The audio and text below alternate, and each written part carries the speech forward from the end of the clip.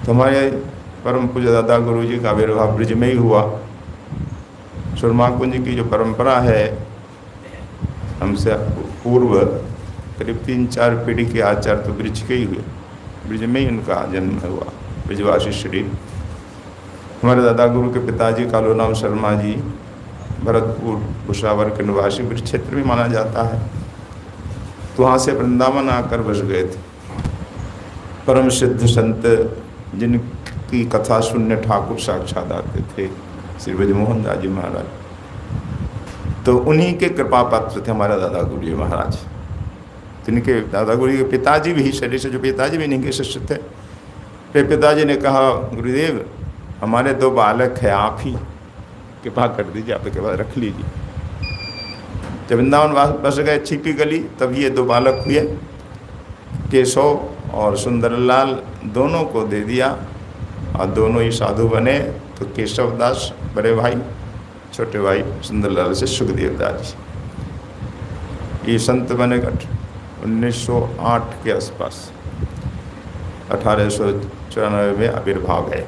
तो 12 वर्ष की अवस्था में ही बन गए थे बाल साधु, बालकालीन साधु। पर गुरु जी का संग नहीं मिला अधिक दिन। हाँ, 8 के बाद 7-1 साल मिला है। 1915 में ही फिर दादा परदादा गुरु चले गए।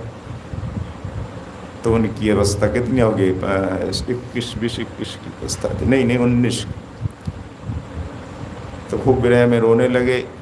फिर उनके बड़े भाई भी 20-21 वर्ष में ही चले गए, बड़े भाई चले गए और अकेले हो गए। फिर उनके शरीर से मामा जी वो यहाँ के साधु बने, नरोत्तम दास जी वो यहाँ रहने लगे, वही संभालने लगे। फिर गुरुजी ने कहा, बेटा शांत रहो, एक रामहरि दास जी महाराज हैं, उनसे तुम शिक्षा ग्रहण करो, भजन करो,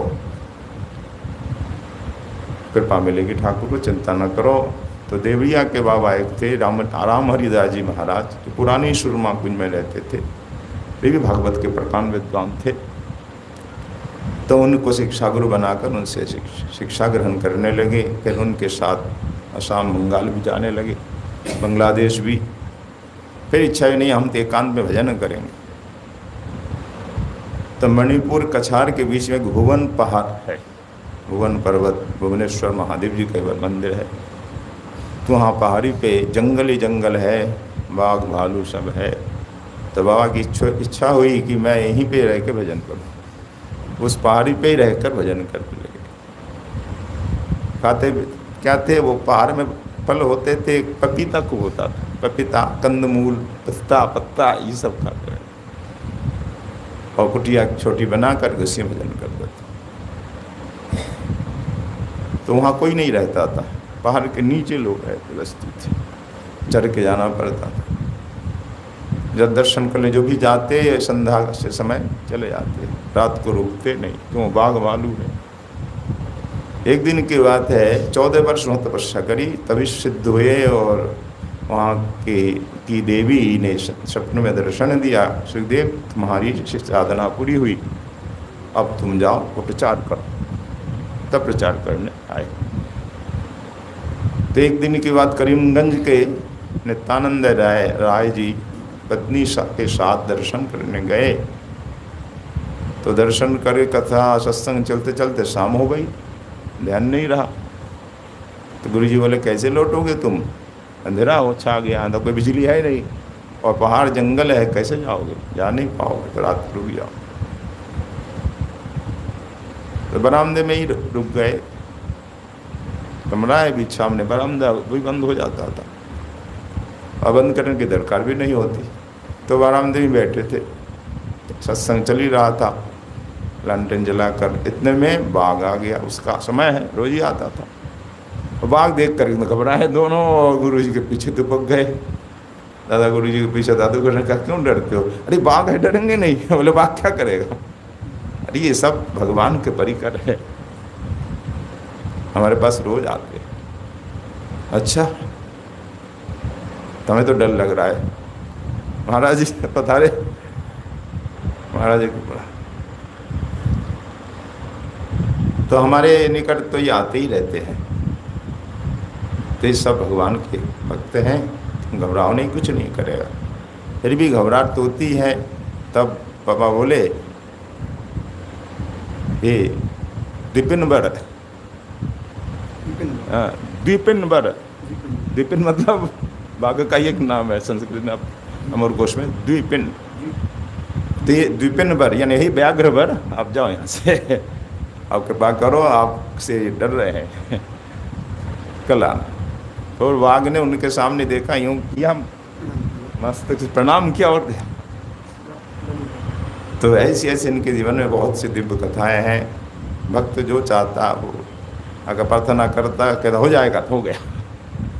कोई कहता है मेरा कोई, मेरी कोई संतान नहीं है, ये तुच्छ वस्तु चाहते, चलो हो जाएगा, हो जाता।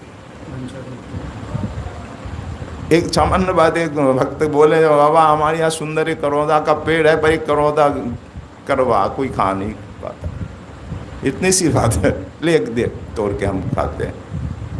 जैसे ही बाबा ने लिया, खाया, बोले कहाँ तू करवा बैठा है, तू खा के देख, उस दिन से वास्तव में सब बैठा हो गया। ऐसी ऐसी बहुत कथा है चमत्कार की।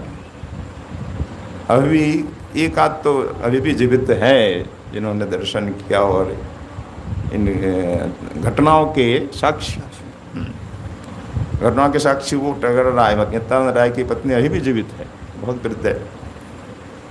तो उन्हीं से सब सुना, तो फिर प्रचार में लग गए। श्रीहट में ज़्यादा प्रचार में थे। श्रीहट गए ना, कभी नहीं गए होंगे ना। श्रीहट जहाँ चैतन्य महाप्रभु के पिताजी रहते थे, उनकी जन्मभूमि। तो श्रीहट में जिंदा बाजार आश्रम है सुरमा कुंज का, आज भी है। तो वहाँ के महंत बनकर रहते थे। गुरु जी की आज्ञा हुई, राम हरिदास जी महाराज, तो तुम यहीं रहो। फिर प्रचार करने चट्टगाम, नवाखाली, ढाका, पश्चिम बंगाल, असम, कटक, उड़ीसा तक प्रचार करने को जाते थे। फिर यहाँ का व्यवस्था संभालना पड़ा। जो शरीर से मामा थे, गुरुभाई थे, तो चले गए 1949 में। फिर यहाँ कर संभाले, फिर भी जाते थे आते थे। यहाँ पुजारी रख कर के वहाँ प्रचार में थे। एक दिन रात्रि में गुरु जी बोले एकाएक हम चलेंगे, वृंदावन जाना है। क्यों? राधा रानी ने स्वप्न दिया। राधा रानी ने कहते हैं स्वप्न में किशोरी ने कहा, सुखदेव तू यहाँ बैठा है, मुझे कष्ट हो रहा है, पुजारी ठीक से सेवा नहीं कर रहा, जल्दी आ। बोले पुजारी ठीक से सेवा नहीं कर रहा होगा, मुझे अभी जाना। तो समय शायद पुजारी वो थे श्री चरण दास जी के गुरु भाई बलराम दास जी। तो तब आए तो वास्तव में देखा कि सेवा पूजा ठीक नहीं हो रही। तो जब भी कोई बात होती, राधा रानी स्वप्न में दर्शन देती और बुला जाती। कोई भी घटना घटती। एक बार तो राधा रानी ने यूँ हाथ दिखाया और कहा, मंजरी जो स्वरूप है हमारे दादा गुरु का, सुख मंजरी या सुखदा, तो सुख मंजरी देख, हमारे हाथ में कंगन नहीं है। ठाकुर जी मांग रहे, हमारे दादा गुरु गुरु परे, सॉरी तुम तो अनंत ऐश्वर्य की स्वामी नहीं, तुम्हारे हाथ में कंगन नहीं, हमसे मांग। ठीक, ये है भक्त वत्सलता ठाकुर जी। स्वप्न में दर्शन दिए और किशोरी अंतर्धान हो गई। तो उसी समय एक भक्त आए हुए थे, मदन गोपाल वैशाली जी, जो अभी 2-4 साल पहले ही पधार गए। तो उनसे कहा, देखो आज किशोरी ने ये स्वप्न दिया। अच्छा ऐसा है तो मैं बनवा दूँगा। और तुरंत कलकत्ता, उनका काम ही ऐसा ही था, स्वर्णकार थे वो, शायद उनको देख कर किसी ने कहा हो, तो ये तो हमारा भाग्य है। वो कलकत्ता गया और तुरंत बनवा के भेजा। आज भी है वो कंगन रखा है, ठाकुर जी राधा रानी को पहनाया जाता है आज भी बीच में। तो राधा रानी से अत्यंत हमारे दादा गुरु का लगाव, उसने अपने राधा रानी, हर समय राधा रानी का ही नाम लेते थे, ठाकुर जी का कम लेते। कभी कभी प्यार से बेटी कह देते। और हमारे दादा गुरु जी स्वयं पाठी थे, कहीं भी जाते एक पतीले लेकर चलते थे। पूर्व के संत जो होते थे ना, सब बर्तन लेके चलते थे। हमारे यहाँ के आचार्य जो भी बाहर जाते थे नाव में सब जाते थे। पहले पुराने समय ट्रेन थी नहीं, तो कैसे जाएं, नाव एकमात्र साधन थी। तो दादा गुरु बताते कि हमारे गुरु तो नाव से जाते थे, अब तो मैं ट्रेन से जाने लगे। तो नाव से ही सामान ले करके बर्तन भरा लेकर जाते, घूम के वे नाव से आते थे। दादा गुरु भी लेके चलते थे और पतीली में ही बनाती एक ही बार में। तो दादा गुरु जी महाराज इस प्रकार राधा कृष्ण की भक्ति का खूब प्रचार किए करके अंत में बोले ने अब नहीं जाना है, और वृंदावन में वास करने लगे। और इस दास को ही सौभाग्य मिला दादा गुरु के दर्शन, उनकी सेवा। और दादा गुरु कहते बेटा देख कोई नहीं है, तू बना दे कुछ मेरे लिए। पुजारी कभी बनाता कभी नहीं बनाता, भूखे रहते तो समय पे नहीं मिलता, तो मुझे भी कहते कि ये पराठे ही बना दे। तो उनको ज़्यादा कुछ नहीं, एक रोटी और रायता। ब्रजवासी थे ना, इसलिए उनको अधिक सब्जी नहीं चाहिए, चावल के भी प्यारे नहीं, प्रेमी नहीं।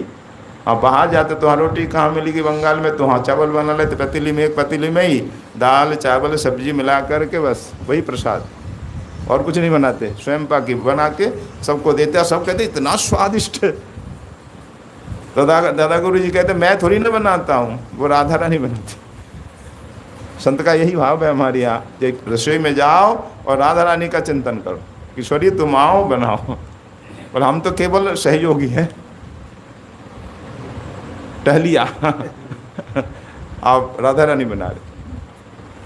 तैसे हमारे सिद्ध संत दादा गुरु जी महाराज, जिनका चरित्र अभी अभी लोगों ने सुना है।